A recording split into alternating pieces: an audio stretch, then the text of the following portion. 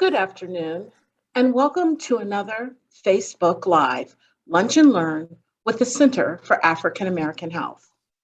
September is recognized as National Prostate Health Month, also known as National Prostate Cancer Awareness Month. CAA Health is encouraging men to take charge of their health by being proactive.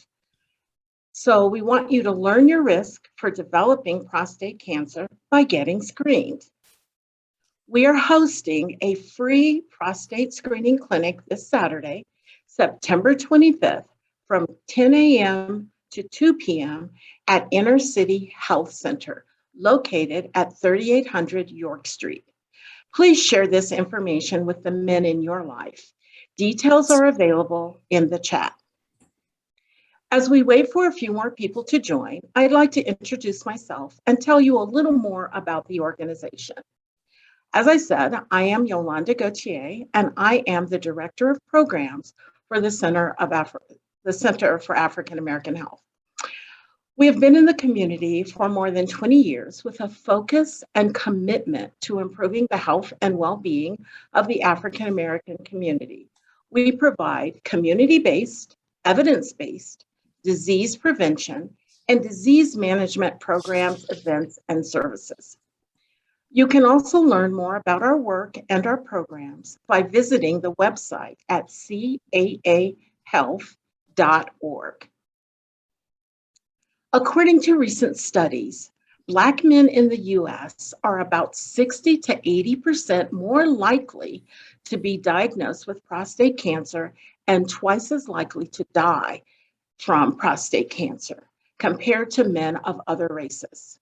The American Cancer Society recommends that beginning at the age of 45, Black men who are at average risk for developing prostate cancer have a conversation with their healthcare provider about the benefits and limitations of getting screened.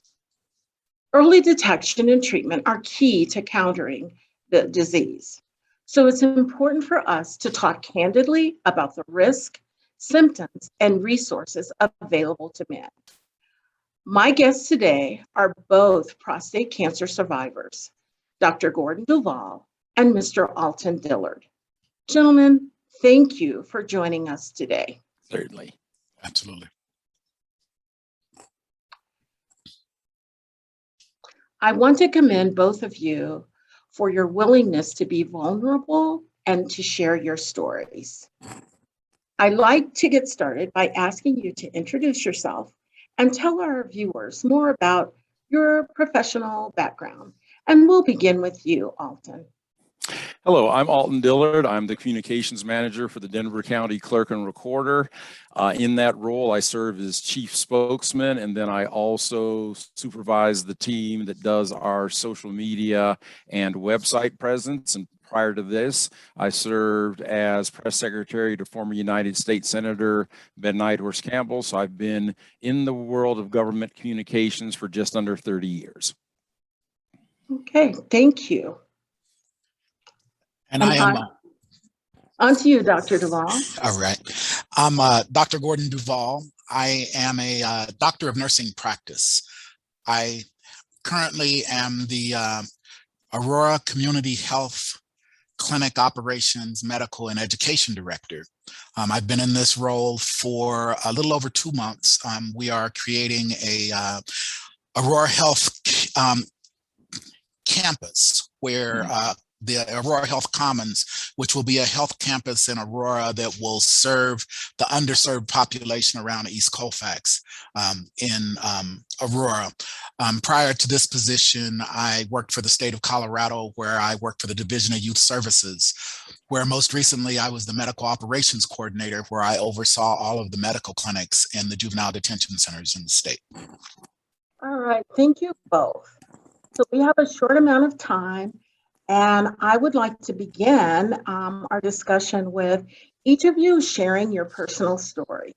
What were your symptoms? When were you diagnosed? And what was your course of treatment? And why don't you go first, Dr. Duvall? Okay. Well, I was diagnosed with prostate cancer, I want to say a little over 10 years ago. I was 44 years old when I was diagnosed. And I must admit, I had a very good African-American physician who had started my prostate screening early in my early 30s. I didn't really realize what he was doing. He would draw my blood and I would get these results of a PSA, which is a blood test that measures the amount of prostate antigen in your blood, which as the prostate grows, this measure will go up. And I'll never forget, I was probably like I said, I was diagnosed at 44, so I was probably 43 when I had gone in, and he said, I've been measuring your prostate since you were 30. And he said, your PSA keeps inching up. At first it was 0, and then it was 0.4, and then it jumped to 1.2, and then it was 1.3. Well, at the time when he was having this discussion, my PSA was like at 2.4. And he said that for the most part, that is very low, and I'm really not concerned, other than I've been monitoring it as it goes up. And I would like to send you to a urologist to get a second opinion and probably get a biopsy done. And so I went to the urologist, and old school guy, and he did the biopsy, which I wouldn't wish upon anybody.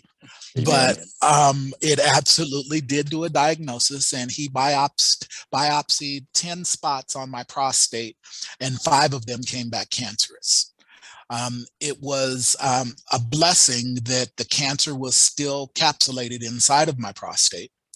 And so me being a healthcare provider, and in hindsight, I wish I probably wouldn't have jumped the gun, but I did. I was, I've taken care of cancer patients. I have watched cancer patients die. I have watched them go through the chemo.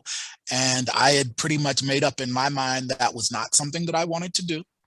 At the time, the woman I was dating, and then as well as my son, I basically explained to both of them, I've been diagnosed with this prostate cancer. I really don't want to go through the treatment. I think I've lived a good life. And if I happen to pass away, you guys are going to cash in, so all will be good. My son, who I had not been around as much as I would like, because me and his mother had divorced probably 10 years earlier. And so I would only see my son on the weekends and all summer long. And at the time, I want to say he was about 16, maybe 17.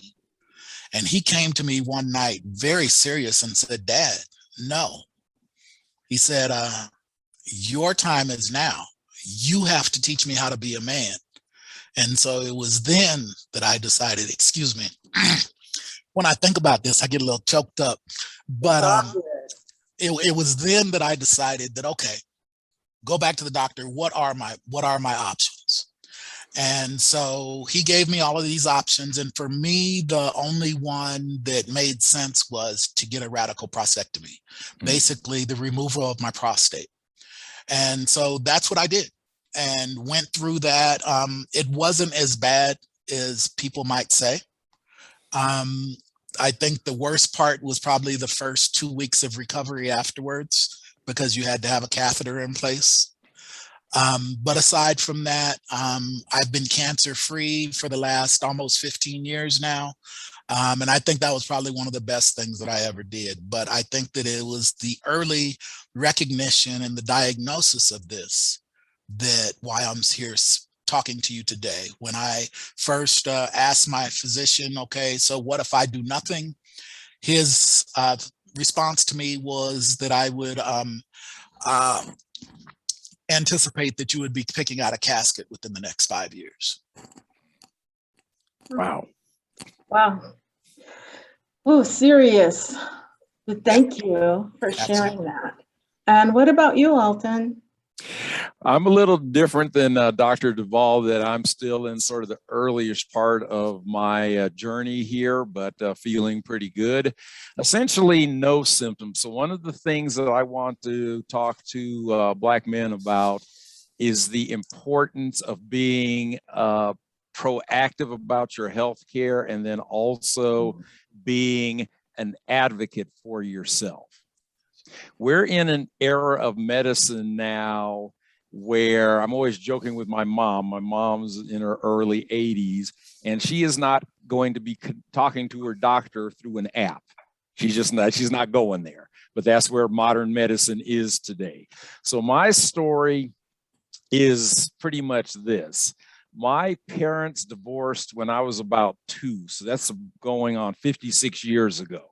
So I did not have half a medical history until I was probably around the year 2005. At the time, I found out that my father was still living, and that he was a single leg amputee because of diabetes and alcoholism.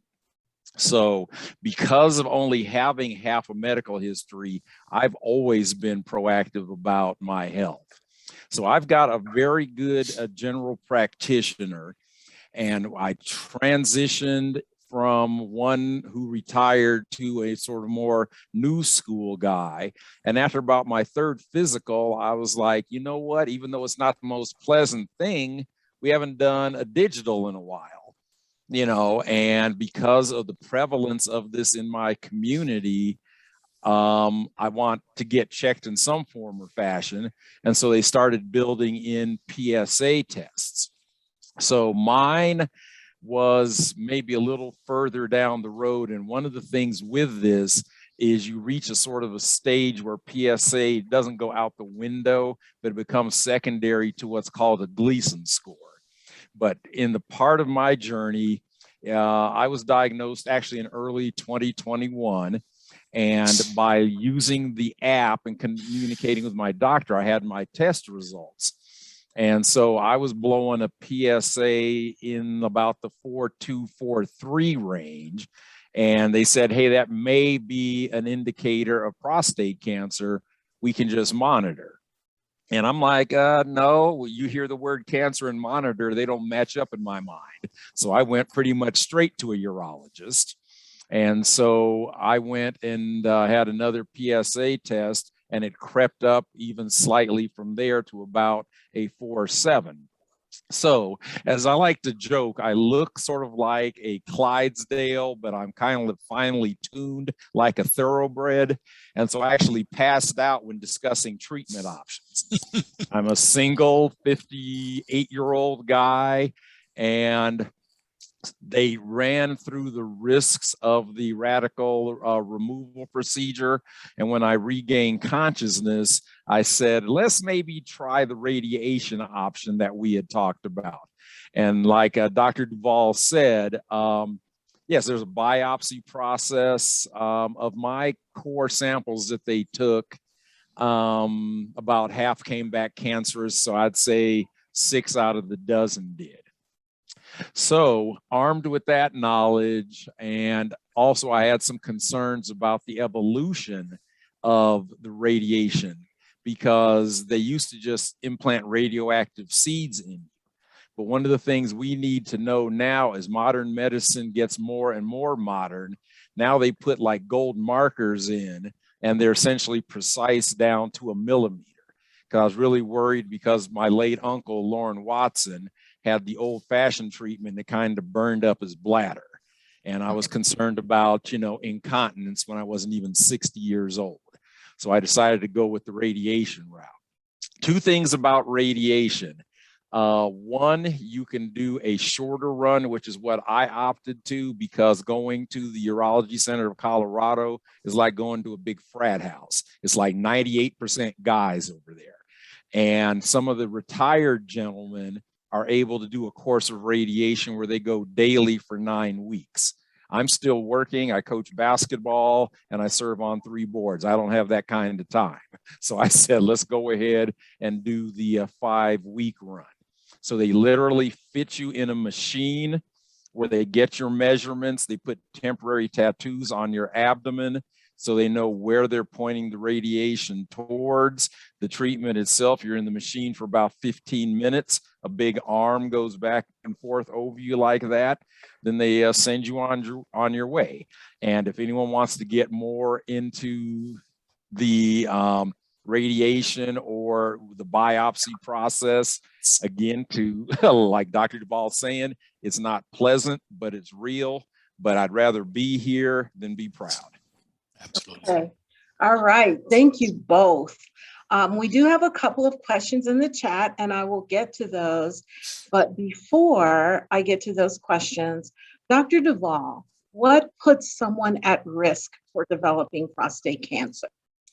You know, that's a good question. And the answer isn't the best. I don't think that men would like to hear this, but all men are at risk for prostate cancer.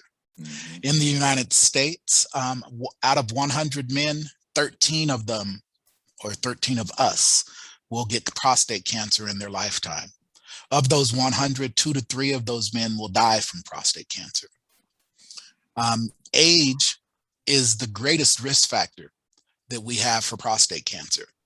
I was told by my urologist that as men age, their prostate will naturally grow. Their PSA will naturally go up. When he did my diagnosis, he said that if you were 70 years old rather than 44, I wouldn't worry about it. I would tell you, go ahead and live your life and be done with it, because the treatment wouldn't be worth the fact of, rather than having maybe 40 more years to live in your life at 40, 45 years old, at 70, you would only have probably 20 to 30 years in your life. And at 70, the chances of prostate cancer taking you out weren't very good. You would probably die from something else other than prostate cancer if you were diagnosed later in your life. Right. Another risk factor is being an African-American man. Now, I'm sure that at least in the United States, we find this to be true, but I think that that has also something to do with the social determinants of health, which definitely are related to poverty and lack of income and the environment and the foods that we eat. Whereas I saw a study that in other parts of the world, being of African descent does not necessarily put you at risk for prostate cancer, but it does in the United States. We find that being African American, you're more likely to get prostate cancer than other men. You're twice as likely to die from prostate cancer.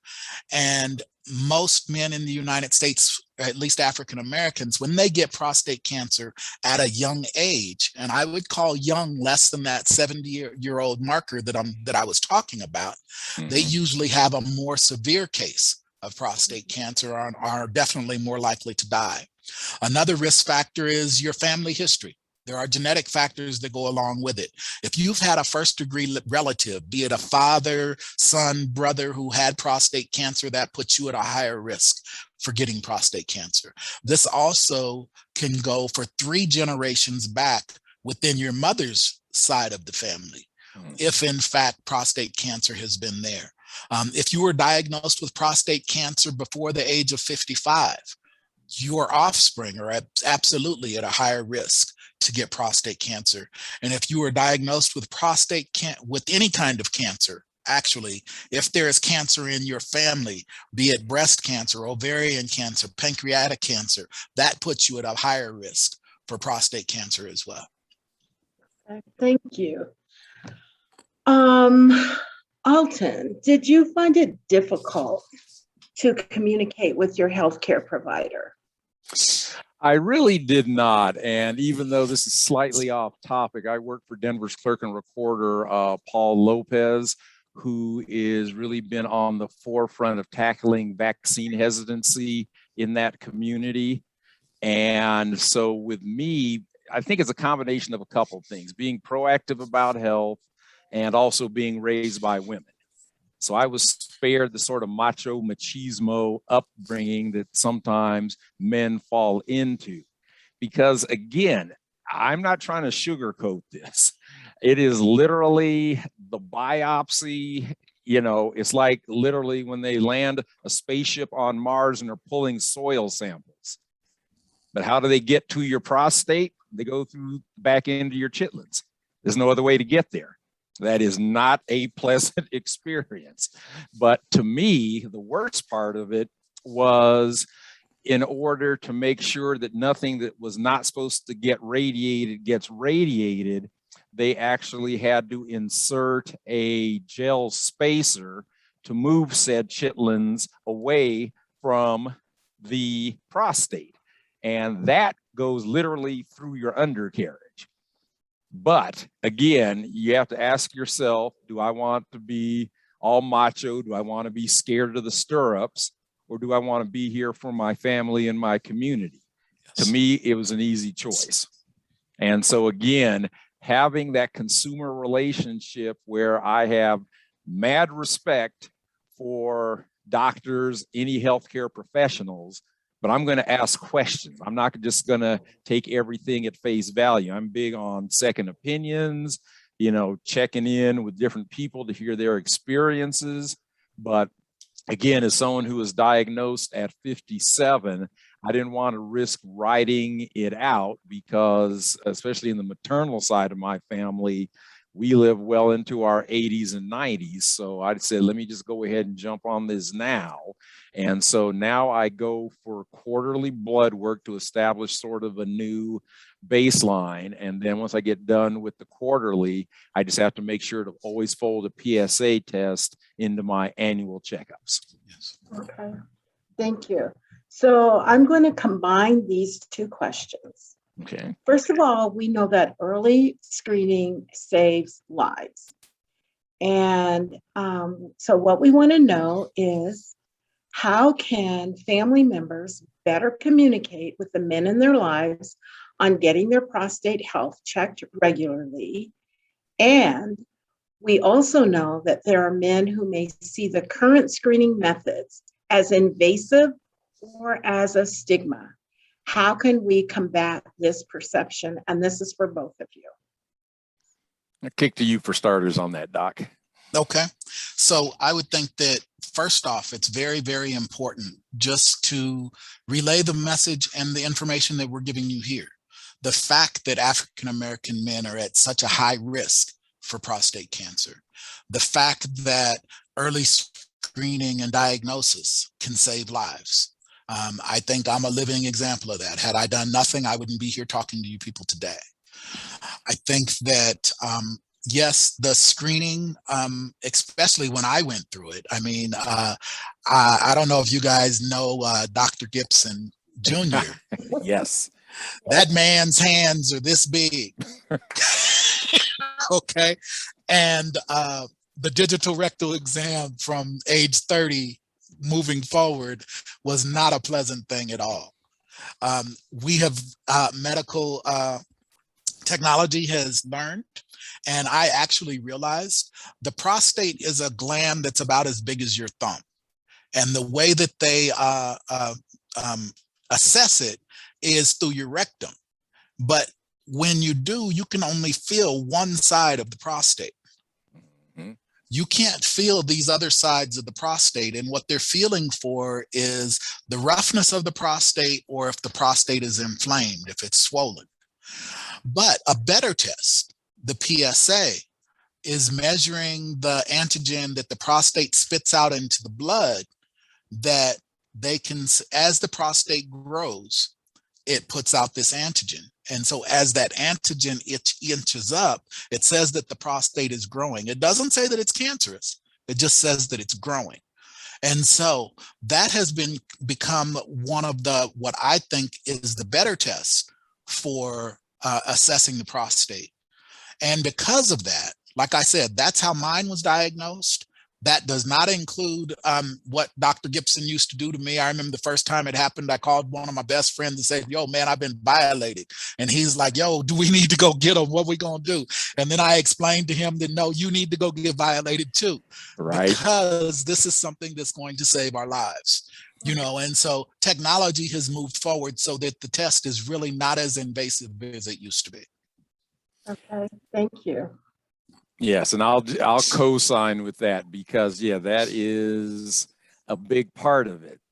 It's a simple blood test now. And as my general practitioner was telling me, well, we've kind of moved away from that. And I'm like, well, I'm glad we've moved away from the digital rectal, but let's still keep testing. And so, you know, one of the things also that I've been able to do through my little journey, and I've got friends who are battling, you know, stage 4 of all kinds of different cancers. So I really consider myself to be one of the lucky ones. And that's why I have no problem telling my story. But since the post I put on Facebook, and I also mentioned in this post that as an old school communicator, you know, there are two things. You kind of everyone be quiet until you know exactly what's going on and you don't bury the lead. So I made sure that I got way up in the top of the post that I was expected to be okay. But then I told my whole story. So I have been contacted by women I know who want to put me in touch with their spouses. This led to the opportunity to speak to our colleagues at the Center for African American Health today. It's okay to share. And I think one of the things that I'm blessed with is having a circle of friends, of male friends, who are comfortable sharing their successes, their failures, their struggles. And so we are pretty holistic. We can sit and talk about our health stuff. And we need, as a community, especially when it comes to us men, we've got to be able to get into that comfort zone. So maybe you're not comfortable sitting with, 80 of the brothers talking about something like this. Sit with one or two of them. And that can still help by telling your story, help save lives in sort of a concentric circle model. It's like the pebble in the pond. Mm-hmm. You want the word to spread, but you don't want the disease to spread. So in order to keep the disease from spreading, you spread the word. All right. So how can you have this conversation with a partner?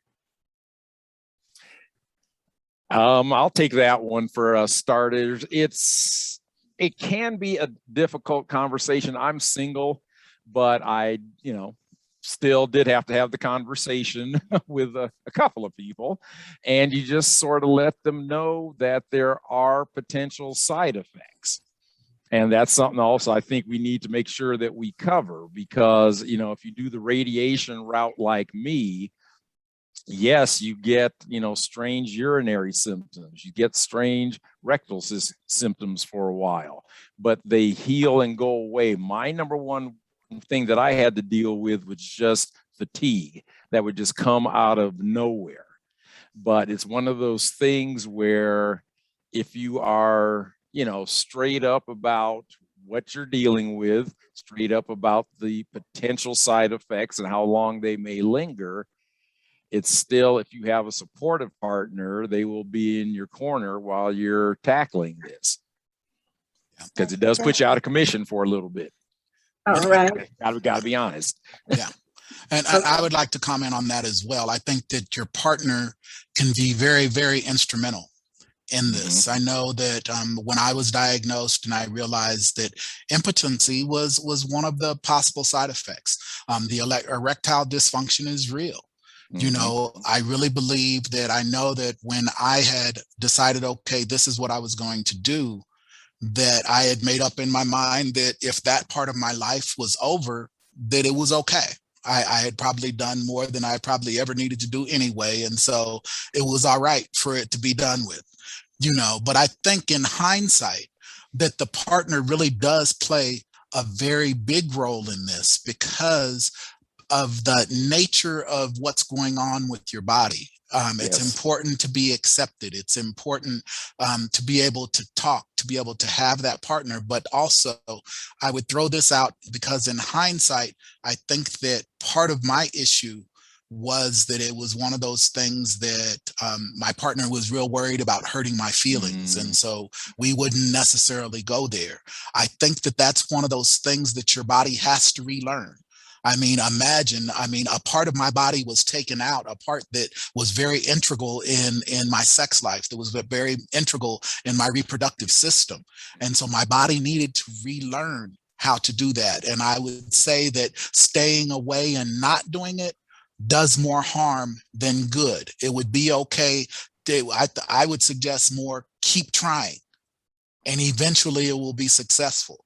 You know, just because it doesn't work right, or you think, because a lot of times people take it personally and feel as if, no, my emotions are hurt. You don't like me anymore because that thing ain't working.